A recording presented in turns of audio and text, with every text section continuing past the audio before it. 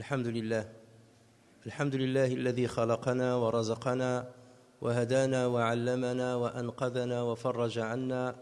الحمد لله بالقرآن، الحمد لله بالإسلام، الحمد لله بالأهل والمال والمعافاة. كبت عدونا وأظهر أمننا وأحسن معافاتنا وجمع فرقتنا وأحسن خلاصنا. والحمد لله على ذلك حمدا كثيرا طيبا مباركا فيه. الحمد لله على كل نعمة أنعم الله بها علينا في قديم أو حديث أو سر أو علانية أو خاصة أو عامة أو شاهد أو غائب أو حي أو ميت. الحمد لله حتى يرضى، والحمد لله إذا رضي، والحمد لله بعد الرضا. وأشهد أن لا إله إلا الله وحده لا شريك له، ذي الملك والملكوت، ذي العزة والجبروت، الحي الذي لا يموت، سبوح قدوس رب الملائكة والروح. وأشهد أن سيدنا وحبيبنا وقائدنا محمدا عبده ورسوله وصفيه من خلقه وخليله، أدى الأمانة وبلغ الرسالة ونصح الأمة وكشف الله به الغمة. اللهم صل عليه وعلى آله وصحبه ومن سار على نهجه إلى يوم الدين.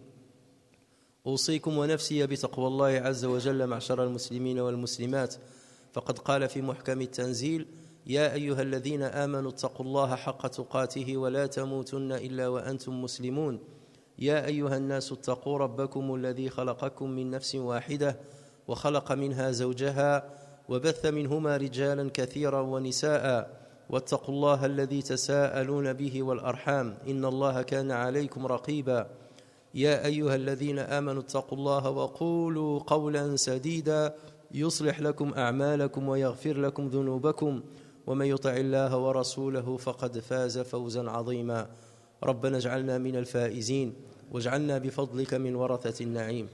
ثم أما بعد، معشر المسلمين والمسلمات، إن الله تبارك وتعالى قد اصطفى من عباده الصالحين منهم، فجعلهم حراسا للعقيدة، وجعلهم ممن يذوذ على حوزة هذا الدين، وممن ينشر تعاليمه، وممن يهدي بهم الله عز وجل عباده الكثر في كل جيل وفي كل مكان. فليس من قبيل الصدفة أن يعاصر الرسول صلى الله عليه وسلم ذلكم الجيل الأول وذلكم الرعيل الأول من الصحابة الكرام الذين رفعوا راية الإسلام. وليس من قبيل الصدفة أن يصاحب هؤلاء الصحابة جيل عظيم من التابعين الأفذاذ الذين حملوا إرث الرسول صلى الله عليه وسلم إلى الجيل الذي بعدهم. فقد كان ذلك مصداقا لحديث الرسول صلى الله عليه وسلم الذي رواه البيهقي، فقال فيه صلى الله عليه وسلم: يحمل هذا العلم من كل خلف عدوله، ينفون عنه تحريف الغالين وانتحال المبطلين وتأويل الجاهلين. وهكذا الرسول صلى الله عليه وسلم شهد شهادة حق في عدد من الصحابة الكرام الذين حملوا إرثه، وشهد الصحابة أنفسهم في حق عديد من التابعين الذين حملوا إرثهم، وشهد هؤلاء على الرعيل الذي جاءهم. وهكذا زكى الأخيار الأخيار إلى أن وصل إرثهم إلينا بإذن الله تبارك وتعالى، وذلك مصداقا لقول ربنا: إنا نحن نزلنا الذكر وإنا له لحافظون. ولقد رأينا في الجمعة الماضية كيف زكى رسولنا صلى الله عليه وسلم مجموعة من الصحابة الكرام، ورأينا كذلك الصحابة يزكون التابعين. فها هو عبد الله بن عمر رضي الله عنهما يشهد في حق سعيد بن المسيب رحمه الله فيقول: هو والله أحد المفتين. هذا صحابي يشهد لتابعي: هو والله أحد المفتين. وكان يقول: سلوا سعيد بن المسيب فإنه قد صاحب الصالحين.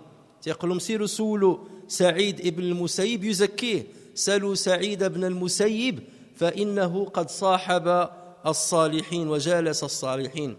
وكان سعيد بن المسيب يفتي والصحابة أحياء وهم موجودون بين يديه يجلسون إليه وهو يفتي وهو فقط تابعي لم يعاشر الرسول صلى الله عليه وسلم. وكان عطاء بن أبي رباح ذلكم التابعي الفذ ذلكم الفقيه فقيه مكة بامتياز الذي ولد في 27 من الهجرة في السنة 27 من الهجرة وتوفي في السنة 14 بعد 100 من الهجرة. كان رحمه الله ورضي الله عنه يجلس للفتيا في مكة بعد وفاة حبر الأمة عبد الله بن عباس رضي الله عنهما. فلما قدم عبد الله بن عمر إلى مكة اجتمع حوله الناس وجمعوا له كثيرا من الأسئلة يريدون أن يستفتونه فجمعوا له الفتوى. فقال رضي الله عنه أتجمعون لي يا أهل مكة المسائل وفيكم ابن أبي رباح يعني ألا تعقلون تجمعون للفتاوى والأسئلة وفيكم عطاء بن أبي رباح هو يكفيكم المؤنة هو يكفيكم الجواب. وهذه شهادة صحابي عظيم عبد الله بن عمر في حق تابعي عظيم عطاء بن أبي رباح. وإليكم أيها الإخوة الكرام بعض القطوف من أخلاق التابعين وتابعيهم حتى نتعرف على ذلك الجيلين اللذان أقام الدين واللذان بلغ إرث الرسول صلى الله عليه وسلم إلى الأجيال القادمة ونخص لذلك بعض خطب الجمعة. Chers frères et sœurs, comme nous le savons tous, Allah Azza wa Jal préserve sa religion et il la préserve par des hommes qu'il a élus dans chaque génération des musulmans. À chaque génération, Allah Azza wa Jal élit une poignée ou une grande partie, ça dépend des époques et des lieux, une bonne partie des musulmans qui protègent cette religion et qui transmettent l'héritage islamique. Nous avions parlé lors des 2 dernières Jumu'ah de Tabi'in, nous sommes toujours en train de parler de ces successeurs sur lesquels certains détracteurs veulent jeter le doute et semer dans la communauté musulmane le doute quant à leur fiabilité, quant à leur érudition et quant à la confiance que nous avons placée en eux dans l'héritage qu'ils nous ont transmis. Allah Azza wa Jal a choisi pour le prophète sallallahu alayhi wa sallam des compagnons. Il a choisi les meilleurs afin qu'ils soient à ses côtés et qu'ils transmettent son message aux autres générations. Ce sont eux, bien entendu, les héritiers des prophètes. Et il a fait de même avec Tabi'in.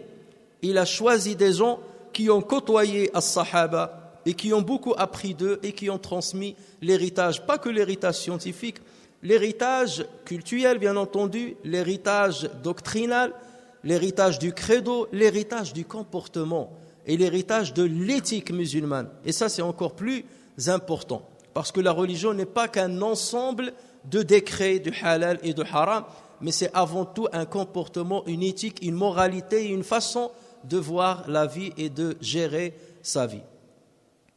Et c'est ainsi que nous avions vu le prophète sallallahu alayhi wa sallam témoigner en la faveur de plusieurs de ses compagnons.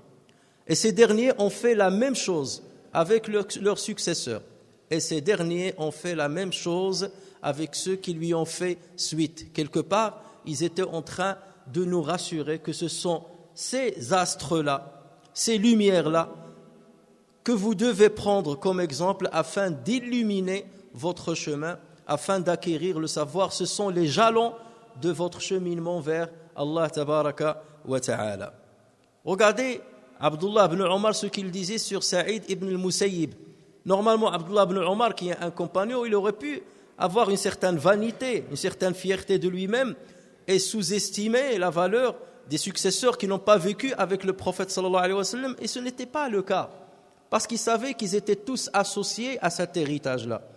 Il disait sur Saïd ibn al-Musayyib qui vivait à Médine, il disait « Huwa wallahi ahadul muftin » Par Dieu, cet homme-là fait partie de l'muftin, c'est-à-dire de ceux à qui on peut faire confiance pour leur poser des questions à propos de la religion. Et il disait aux gens, allez demander à chaque fois qu'ils venaient lui poser des questions. Abdullah ibn Omar, il leur disait, allez poser la question à Saïd ibn al-Musayyib, parce qu'il a fréquenté et il a côtoyé les pieux, les meilleurs. Un témoignage de sa part envers ce tabi'i. Et Saïd ibn al-Musayyib donnait énormément de fatwa alors que les compagnons étaient en face de lui, assis avec lui, et il donnait des fatwas aux musulmans. Ata ibn Abi Rabah, rahimahullah, ce grand tabi'i qui est né en 27 de l'Hégire, l'an 27 de l'Hégire, et qui est décédé en l'an 114 de l'Hégire, était considéré, et il le reste, il est considéré comme le meilleur qui a donné des fatwas concernant le pèlerinage. Pourquoi ? Parce qu'il vivait à la Mecque et il connaît dans les moindres détails les réponses concernant le pèlerinage. Et ce domaine de compétence n'était pas bien entendu que l'héritage. Et Abdullah ibn Omar un jour est venu à la Mecque. Ata ibn Abi Rabah a commencé à donner les fatwas après la mort de Abdullah ibn Abbas. Et c'était son élève direct. Et il a commencé à donner el Foutiya.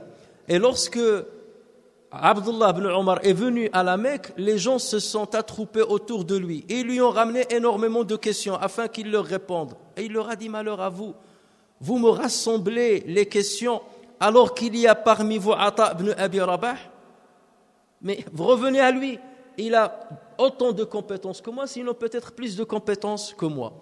Il n'y avait pas de jalousie entre les générations. Et parce qu'ils savaient qu'ils étaient associés dans le bien qu'ils transmettaient à tous les musulmans. Nous allons, dans ce Jumu'ah et ceux qui vont lui faire suite, parler un petit peu de ces gens-là qui ont transmis le savoir qui nous est parvenu. Ces gens-là qui ont protégé le Coran, ces gens-là qui ont protégé la Sunna, ces gens-là qui ont protégé le credo islamique, qui ont protégé le fiqh, qui ont protégé tout le corpus de notre religion, afin qu'on ne laisse aucune brèche à ces détracteurs qui commencent de plus en plus ces derniers temps à essayer de semer le trouble quant à la confiance qu'on place en ces gens. Et voilà pourquoi nous sommes obligés de connaître les porteurs de la vérité, parce que le prophète sallallahu alayhi wa sallam lui-même a dit dans un hadith qui a été authentifié par plusieurs spécialistes de hadith, il a dit, dans chaque génération, les meilleurs et les doués de confiance vont porter cette science de la religion sera portée dans chaque génération par les doués de confiance, afin de la nettoyer, afin de la purifier, afin de la débarrasser du dévoiement des extrémistes, de l'usurpation des négateurs et de l'interprétation des ignorants. Ce sont, comme j'avais dit autrefois, les trois grands ennemis de l'islam et qui font partie des musulmans. Mais Allah Azza wa Jalla, à chaque fois, il élit dans chaque génération des pieux, des savants qui protègent toujours cette religion contre ces trois détracteurs et ces trois types d'attaques. Et nous allons aujourd'hui parler uniquement de l'amour, d'un côté de l'éthique de ces gens-là, l'amour que portaient les tabi'in au prophète sallallahu alayhi wa sallam, aux compagnons et à eux-mêmes, l'amour qu'ils partageaient entre eux-mêmes, pour vous montrer déjà quel est ce récipient qui a pris le savoir et qui l'a transmis. Et pourquoi nous leur faisons confiance. Il ne s'agit pas d'avoir des compétences techniques, encore faut-il avoir l'éthique qui concorde avec les compétences. Et nous savons que c'est cela le plus important. On ne juge pas une personne uniquement par rapport au trésor scientifique qu'il a su amasser dans son cerveau. Ce n'est pas ça qui compte. Ce qui compte, quelle est son éthique. Et c'est là où on peut juger sa fiabilité, parce que tu peux être quelqu'un qui parle bien, un grand orateur, un grand scientifique, quelqu'un qui apprend le Coran, le hadith, tout ce que vous voulez. Mais au niveau éthique, il te manque ce qui a privilégié les compagnons par rapport à plusieurs autres générations. Et c'est ce qui doit exister chez les porteurs de la science de cette religion. كان الحسن البصري رحمه الله إذا حدث بحديث الجذع الذي حن إلى الرسول صلى الله عليه وسلم. وهذا حديث صحيح جاء فيه أن الرسول صلى الله عليه وسلم كان إذا خطب في الناس يصعد على جذع نخلة، كان هذا الجذع في مسجده صلى الله عليه وسلم. فلما كثر الناس اتخذ لرسول الله صلى الله عليه وسلم منبر، فأصبح الرسول صلى الله عليه وسلم يصعد على ذلك المنبر. فلما صعد على المنبر أول مرة سمع الناس صوتا لذلك الجذع، صوتا كصوت العشار، والعشار هي النوق، هي جمع ناقة، الناقة التي تكون حاملا في شهرها العاشر. سمع له صوت كصوت العشار وكأنه يئن ويحن شوقا إلى الرسول صلى الله عليه وسلم حتى يصعد فوقه. فجاء الرسول صلى الله عليه وسلم إلى ذلك الجذع ووضع يده عليه فهدأ وسكت، الحديث صحيح. وأمر بعد ذلك بدفن ذلك الجذع. كان الحسن البصري رحمه الله إذا حدث بهذا الحديث قال: يا عباد الله الخشبة تحن إلى رسول الله صلى الله عليه وسلم شوقا إليه لمكانه عند الله، فأنتم أحق أن تشتاقوا للقائه. إذا كانت الخشبة تحن إلى الرسول صلى الله عليه وسلم شوقا، فكيف بكم يا معشر المسلمين؟ ذلك ليبدي حبه للرسول صلى الله عليه وسلم. وسئل الإمام مالك رحمه الله: متى سمعت أيوب السختياني؟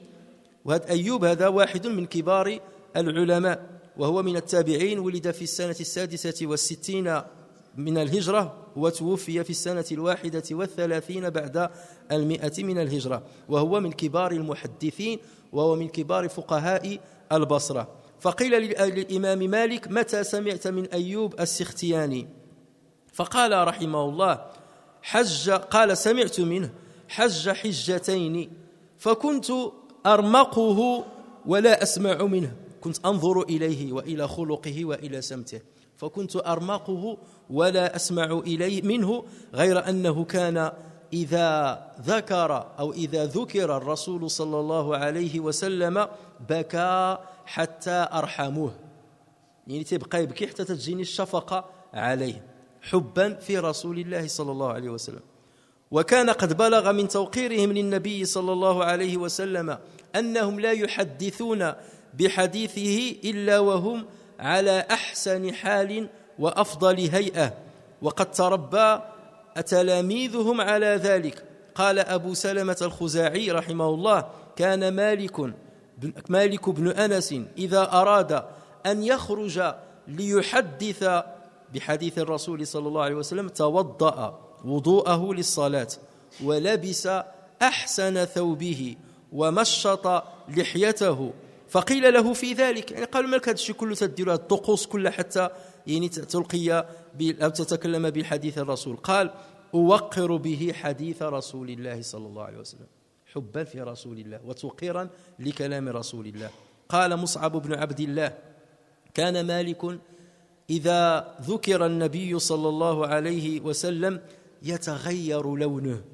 يتغير لونه وينحني حتى يصعب ذلك على جلسائه، يعني يتكلم على النبي صلى الله عليه وسلم تأتيه العبرة، يأتيه البكاء، فينحني ويظل ساكتا والجلساؤه يعني يصعب ذلك عليهم، يتحرجوا، يصبحون في حرج. فقيل له في ذلك، قالوا: يعني مالك أنت دائما لما تتكلم عن الرسول صلى الله عليه وسلم مرة تبكي وتنحني وتسكت؟ فقال رحمه الله: لو رأيتم ما رأيت لما أنكرتم علي ما ترون. لقد ماذا رأى التابعين كيف كانوا يتعاملون مع حديث الرسول صلى الله عليه وسلم، وكيف كانوا يوقرون رسول الله صلى الله عليه وسلم. قال: لقد كنت أرى محمد بن المنكدر، وهذا محمد بن المنكدر من كبار التابعين، ولد في 37 للهجرة وتوفي في سنة 30 بعد 100 من الهجرة، وكان رحمه الله سيد القراء، يسمى بسيد القراء، قراء القرآن الكريم. قال: لا نكاد نسأله عن حديث أبدا إلا يبكي حتى نرحمه. ولقد كنت أرى جعفر بن محمد، وكان كثير الدعابة والتبسم، كان الإنسان يحب الدعابة والتبسم، فإذا ذكر عنده النبي صلى الله عليه وسلم اصفر وما رأيته يحدث في رسول الله صلى الله عليه وسلم إلا على طهارة. ولقد كان يقول، ودائما يتكلم عن مالك بن أنس، ولقد كان عبد الرحمن بن القاسم وهو من فقهاء المدينة السبعة، وقد كان عبد الرحمن بن القاسم يذكر النبي صلى الله عليه وسلم فينظر إلى لونه كأنه نزف منه الدم، يعني تولي الوجه ديالو حمر كأن الدم قد نزف من وجهه، وقد جف لسانه في فمه هيبة منه لرسول الله صلى الله عليه وسلم. ولقد كنت آتي عامر بن عبد الله بن الزبير، هذا الابن ديال عبد الله بن الزبير رضي الله عنهم أجمعين، لقد كنت آتي عامر بن عبد الله بن الزبير فإذا ذكر عنده النبي صلى الله عليه وسلم بكى حتى لا يبقى في عينيه دموع، بكى حتى لم يبقى في عينيه دموع. ولقد رأيت الزهري، وهو من كبار شيوخ الإمام مالك، ولقد رأيت الزهري وكان من أهنأ الناس وأقربهم، فإذا ذكر عنده النبي صلى الله عليه وسلم فكأنه لم يعرفك ولم تعرفه، ينسى الناس لما يتذكر الرسول صلى الله عليه وسلم. ولقد كنت آتي صفوان بن سليم رحمه الله وكان من المتعبدين المجتهدين، فإذا ذكر النبي صلى الله عليه وسلم بكى فلا يزال يبكي حتى يقوم الناس عنه ويتركوه، ويخليه بوحده تبكي، يبقى يبكي تتنوض الناس يمشي ويخليه تبكي. كل ذلك محبة في رسول الله صلى الله عليه وسلم. بالله عليكم، أناس مثل هؤلاء هل يكذبون على رسول الله؟ هل يكذبون على رسول الله؟ هل يروون عن رسول الله صلى الله عليه وسلم حديثا موضوعا؟ هؤلاء هم الثقات، هؤلاء هم الثقات الذين حملوا سنة النبي صلى الله عليه وسلم إلينا. ولما كثر الناس على مالك بن أنس رحمه الله قيل له لو جعلت أو لو جعلت مستمليا يسمعهم، الناس كثروا في مجلس الإمام مالك، قالوا له حاول تأخذ واحد المستملي. المستملي هو الإنسان لما أنت تقول واحد الكلام يعني بصوتك منخفض يسمع الناس، المسمع احنا تنقول له يسمع الناس، يسمى بالمستملي، تملي له يعني أنت أملي له ما تريد أن تقول ثم هو يسمع الناس، لأن ما كانش عندهم مكبرات الصوت مثل الآن. قالوا له هل اتخذت مستمليا حتى يسمع الناس؟ فانظروا ماذا قال إمام مالك رحمه الله، فقال إن الله عز وجل يقول يا أيها الذين آمنوا لا ترفعوا أصواتكم فوق صوت النبي، لا ترفعوا أصواتكم فوق صوت النبي وحرمته حيا وميتا سواء.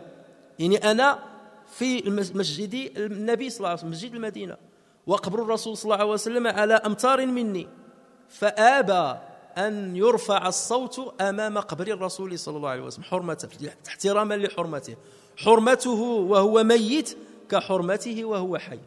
سيروا دابا الآن ودخلوا المسجد النبوي وشوفوا الفضايح اللي كاينه باش يمشيو الناس يصليوا في الروضة الشريفة، تيبداو يجريوا بحال البقر بحال الأنعام، شي يجري على شي ويغوتوا تسمع الصداع قرب قبر الرسول صلى الله عليه وسلم. بالله عليكم، هذا شأن السلف الصالح أيها الإخوة الكرام، فانظروا إلى شأننا اليوم.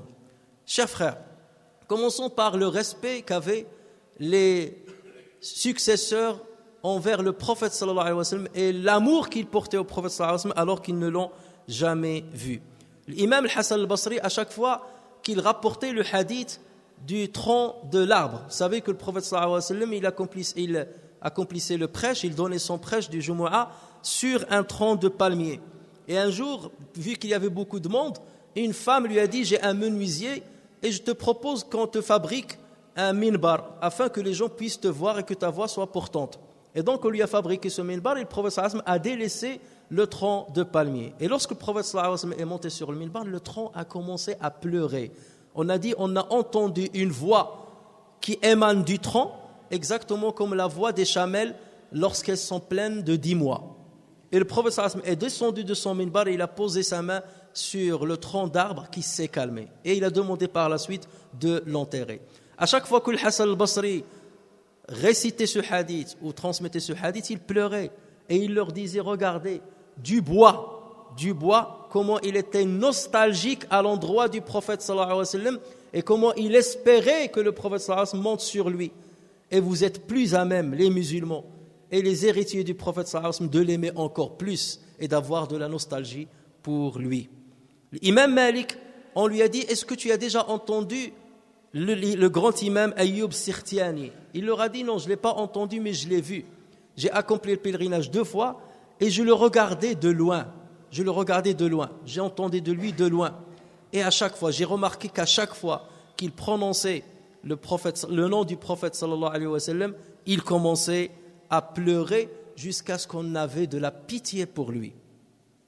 Et l'imam Malik lui-même, lorsqu'il voulait transmettre le hadith du prophète sallallahu alayhi wa sallam, comme vous le savez tous, il accomplissait ses ablutions, il mettait les meilleurs de ses habits, il peignait sa barbe et ses cheveux, et ensuite il sortait pour transmettre le hadith du prophète sallallahu alayhi wa sallam.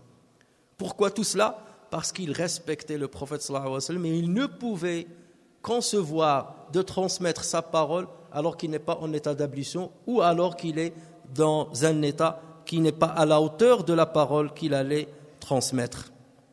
Mus'ab ibn Abdillah a dit, l'imam Malik, lorsqu'il prononçait le nom du prophète sallallahu alayhi wa sallam, la couleur de sa peau changeait. Il changeait de couleur. Et il se penchait devant et il observait un long silence jusqu'à ce que tous ceux qui étaient avec lui soient gênés. Et un jour, on lui a dit cela. Il dit, mais pourquoi de temps en temps, lorsque tu cites le nom du prophète sallallahu alayhi wa sallam, tu rentres dans cet état-là? Il a envie de pleurer, il garde un petit peu sa pleure. Il retient sa pleure. Et c'est pour cela qu'il se tait et il baisse la tête. Pourquoi tu rentres dans cet état-là? Il leur a dit, si vous aviez vu ce que j'ai vu, vous ne m'auriez jamais posé cette question et vous aurez compris pourquoi je suis dans cet état.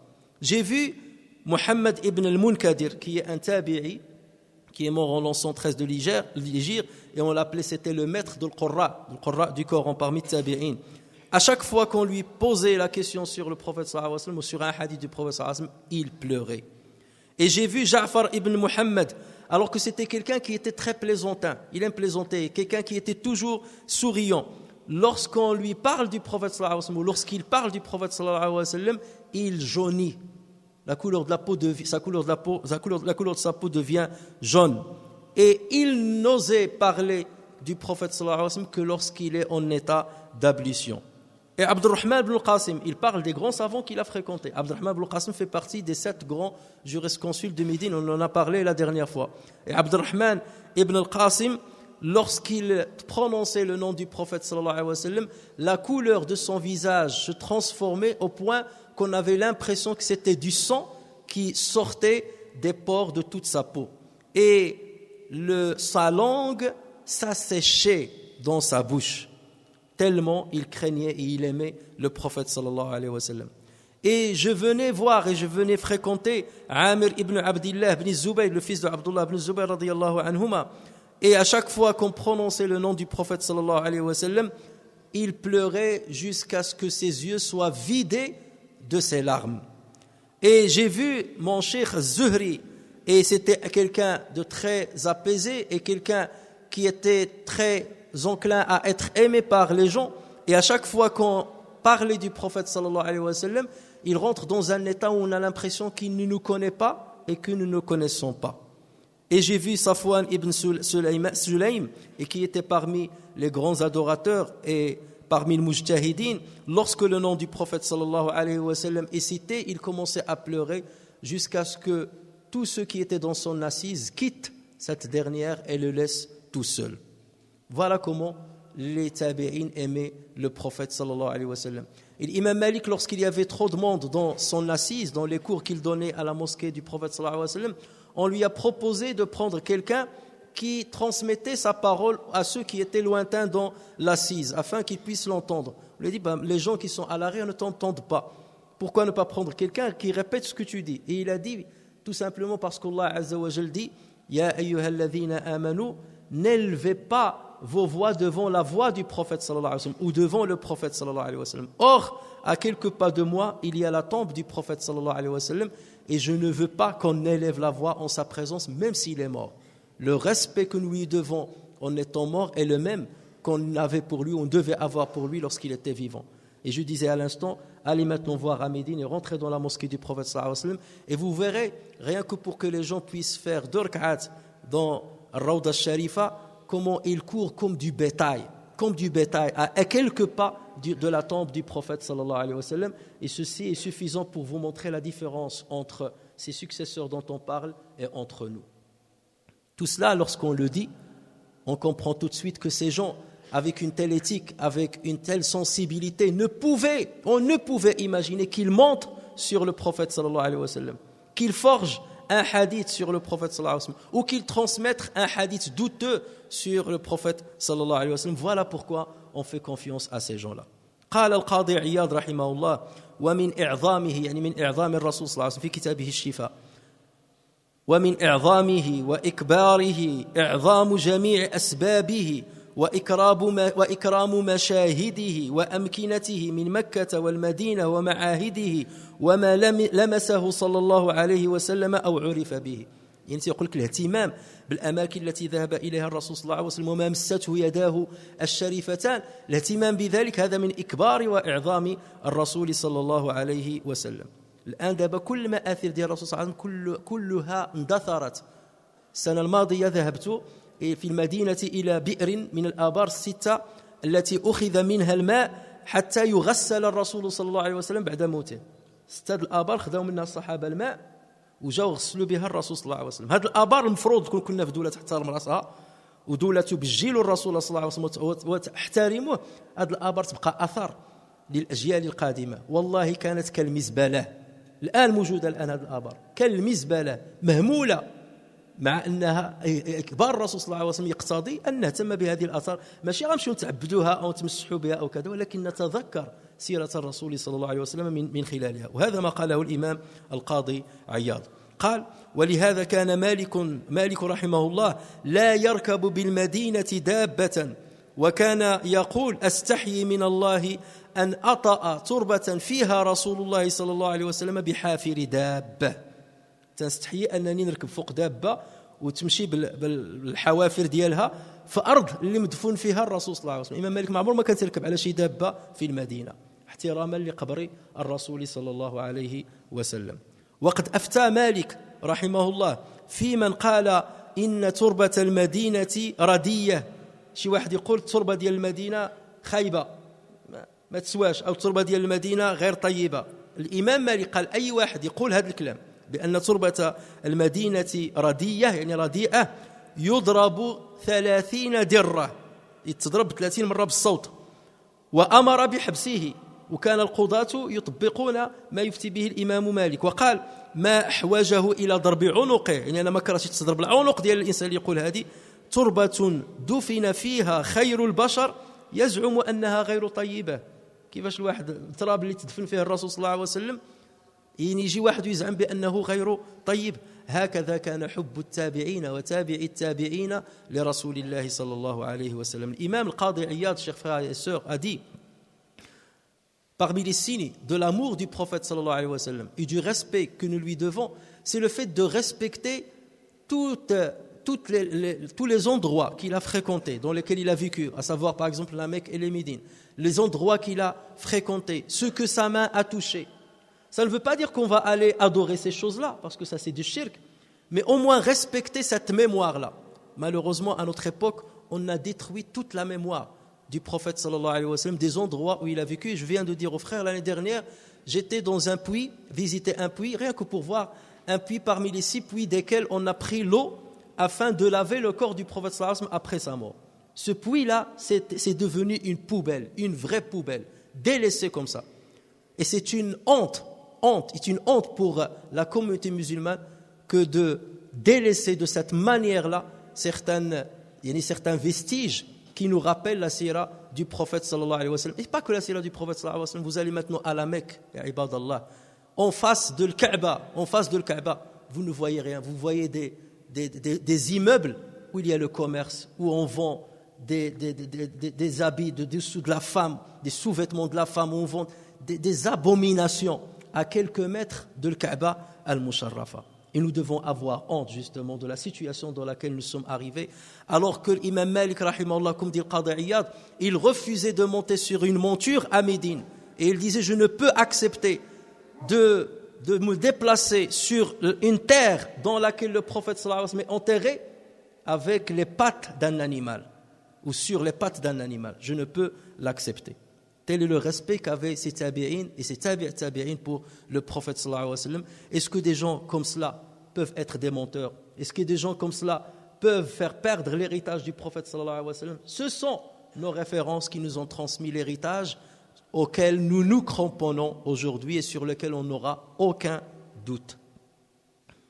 أما محبتهم للصحابة رضوان الله عليهم فقد كان حب التابعين للصحابة رضي الله عنهم نابعا في الأصل من حبهم لرسول الله صلى الله عليه وسلم ولذلك رأيناهم يجلسون إلى الصحابة وإلى أبناء الصحابة ويوقرونهم ويكرمونهم ويكرمون أولادهم ويبكون على فراقهم وموتهم.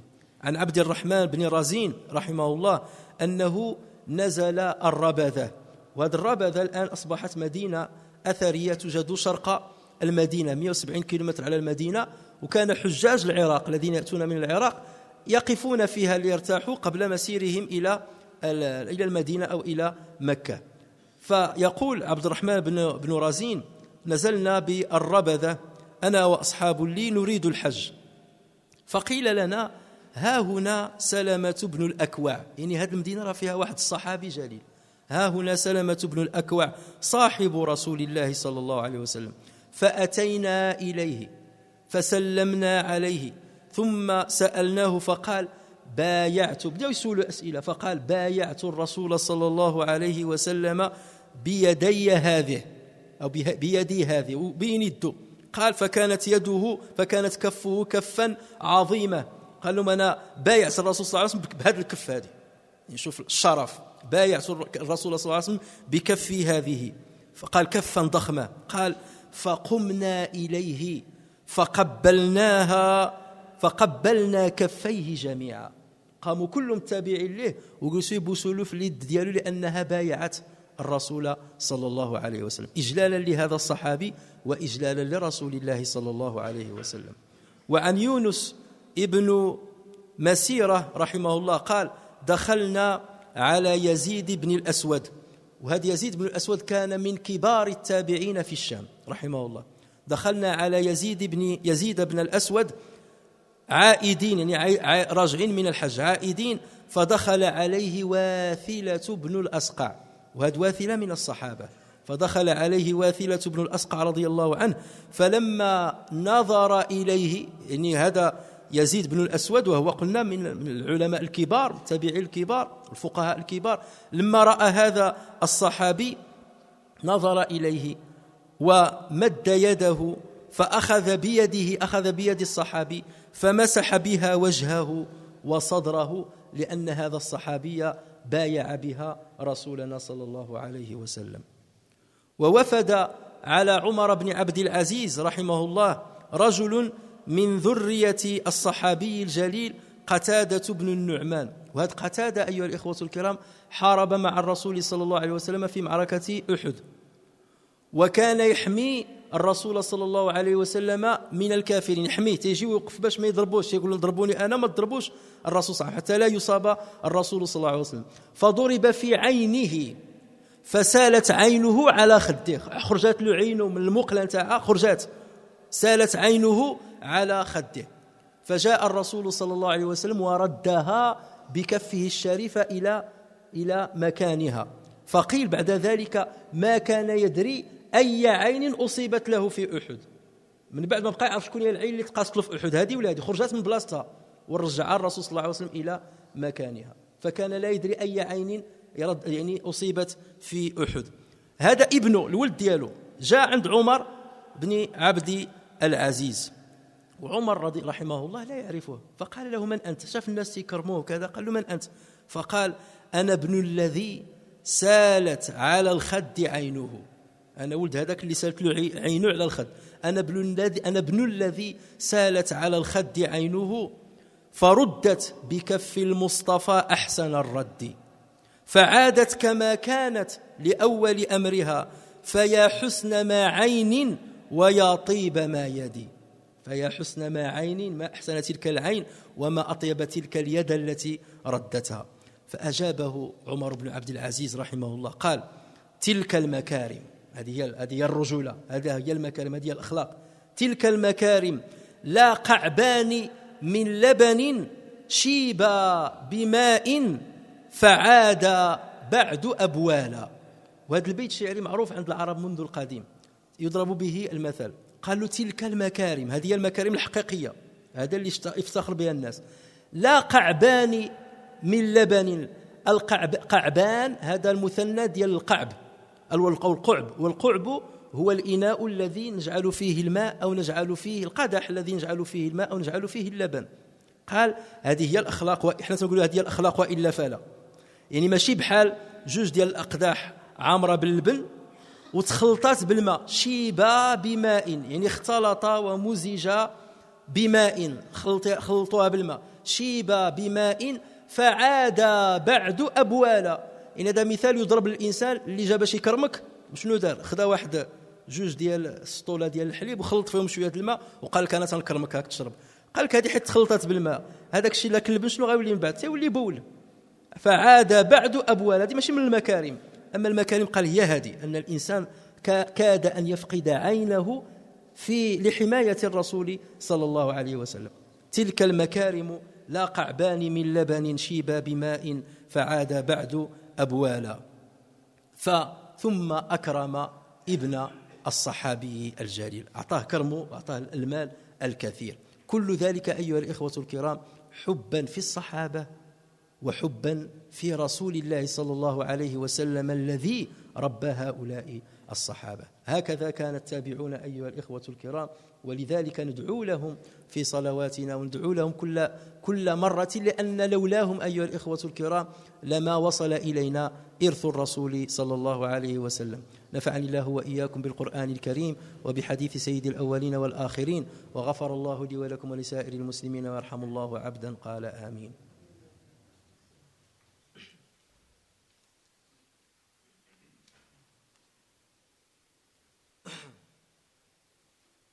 الحمد لله والصلاة والسلام على رسول الله وعلى آله وصحبه ومن والاه. Nous avons parlé, chers frères et sœurs, de quelques exemples de l'amour que portaient Tabi'un et Tabi'un, les successeurs des successeurs, au prophète sallallahu alayhi wa sallam.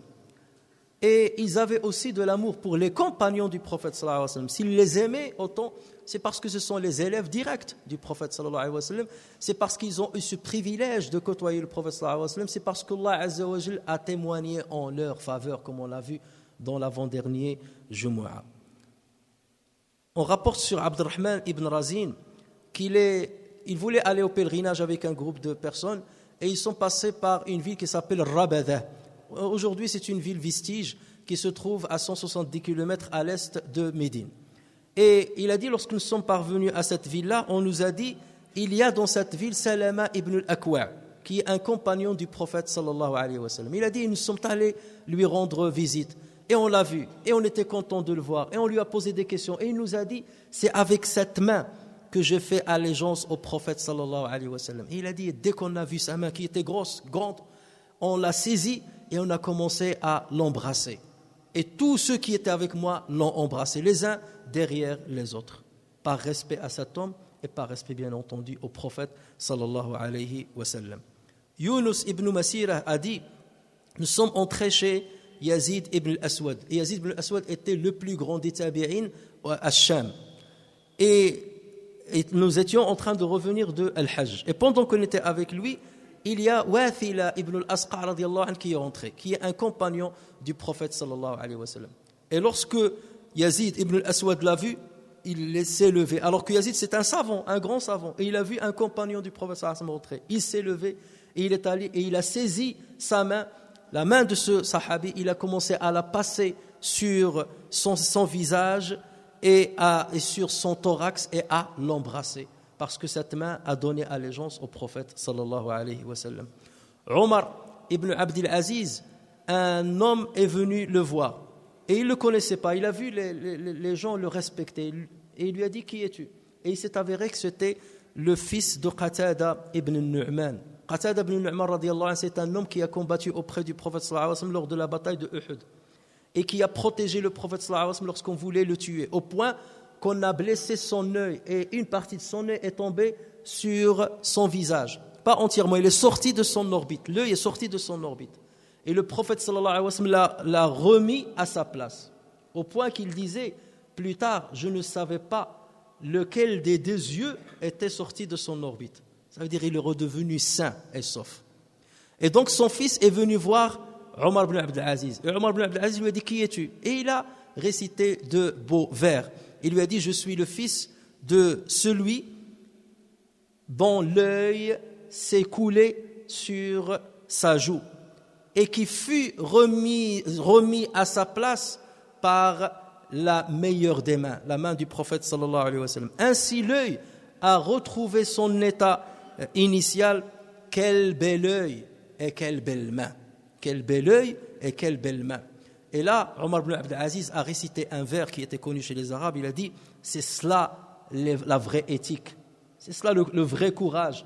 Non pas deux récipients de lait qu'on a mélangés avec de l'eau et qui se sont transformés plus tard en urine. Alors, si tu veux être généreux vis-à-vis de quelqu'un, tu prends un peu de lait, tu le mélanges avec de l'eau et tu lui dis, voilà, je suis généreux, bien, bois. Ça se transforme en urine, ça n'a aucune valeur. Ça disparaît. En revanche, ce qu'a fait ton père, c'est cela la vraie éthique. Et ensuite, il lui a donné énormément d'argent et il l'a accueilli bien et il était généreux à son égard. Voici quelques exemples que je voulais donner, chers frères, dans ce Jumu'ah, et on donnera d'autres exemples sur plusieurs côtés de sira de ces gens-là. Enfin, nous devons les connaître. Nous connaissons assez bien les grands compagnons du prophète sallallahu alayhi wa sallam, mais nous devons connaître les compagnons, tabi'in. Nous devons enseigner leur biographie à nos enfants afin qu'ils aient le courage et afin qu'ils les prennent comme exemple. Aujourd'hui, nos enfants, dès que vous leur parlez d'un joueur de foot, il va te donner quand est-ce qu'il est né, où est-ce qu'il joue, combien il a marqué de buts, dans quelle année, quand est-ce qu'il a eu son trophée, et ainsi de suite. Tu lui poses une question sur des gens comme ça, Imam Malik, Hassan al-Basri, il te dit, je ne connais pas, je ne sais pas. Et c'est à ces gens-là qu'il faut attacher nos nouvelles générations, parce que ceux qui veulent justement combattre l'islam, idéologiquement parlant, et c'est ce que certains essaient de faire ces temps-ci, ils vont essayer de les attaquer en attaquant ces gens-là, en attaquant les porteurs de l'héritage de l'islam. Donc si on ne connaît pas leurs valeurs, forcément le doute pourra justement s'infiltrer dans notre esprit, et c'est ce que cherchent les détracteurs de l'islam. Et voilà pourquoi nous devons nous immuniser par la connaissance et le savoir, et nous protéger et protéger les générations futures en leur transmettant la biographie de ceux qui nous ont transmis le message divin d'une manière véridique et d'une manière saine, sans laisser une vision dévoyée y pénétrer. Et s'il y avait une vision dévoyée qui est entrée dans l'héritage islamique, il y a eu toujours des savants qui ont tamisé cet héritage afin de ne nous transmettre que le meilleur et le message originel tel qu'il a été descendu au prophète sallallahu alayhi wa sallam. Allahumma salli ala Muhammadin wa ala ali Muhammad wa barik ala Muhammadin wa ala ali Muhammad kama sallaita wa barakta ala Ibrahim wa ala ali Ibrahim fil alamin innaka Hamidun Majid. Allahumma ighfir lana warhamna wa'afina wa'fu 'anna wajburna ya arhamar rahimin. Allahumma salli wa barik wa sallim ala sayyidina Muhammadin wa ala alihi wa ala sahabatihi al-kiram وعلى الخلفاء الراشدين أبي بكر وعمر وعثمان وعلي وعن التابعين وتابعين بإحسان إلى يوم الدين. اللهم اغفر لنا ذنوبنا وتجاوز عن سيئاتنا وارحمنا يا أرحم الراحمين. اللهم لا تدع في مقامنا هذا ذنبا إلا غفرته ولا هما إلا فرجته ولا كربا إلا نفسته ولا ضالا إلا هديته ولا مبتلا إلا عافيته ولا مريضا إلا شفيته. رب الناس أذهب عنا وعن المسلمين الباس واشفنا واشفهم فأنت الشافي لا شفاء إلا شفاؤك شفاء لا يغادر سقما. اللهم وفقنا لما تحب وترضاه. اللهم اضرب علينا سرادقات رحمتك واشملنا بحفظك وعنايتك. اللهم أدخلنا فسيح جناتك يا أرحم الراحمين يا رب العالمين.